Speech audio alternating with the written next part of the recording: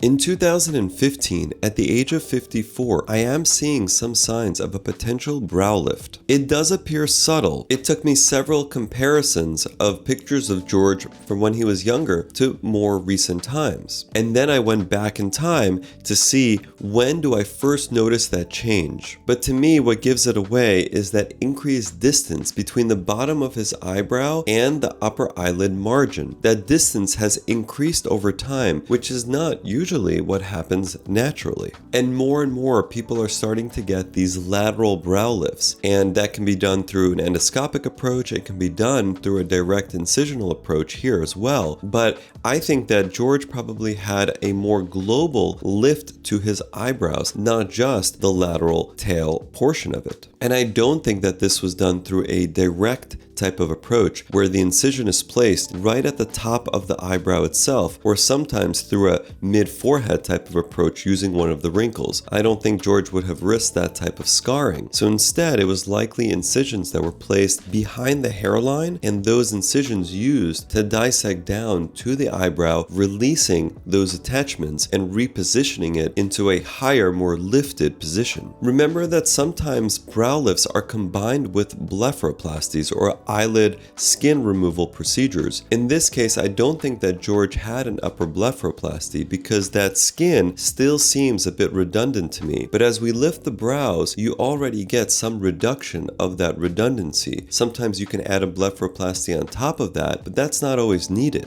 And again, by avoiding the upper blepharoplasty, you avoid having an incision that could potentially be visible. So I think even if George did have a brow lift, it was done tastefully.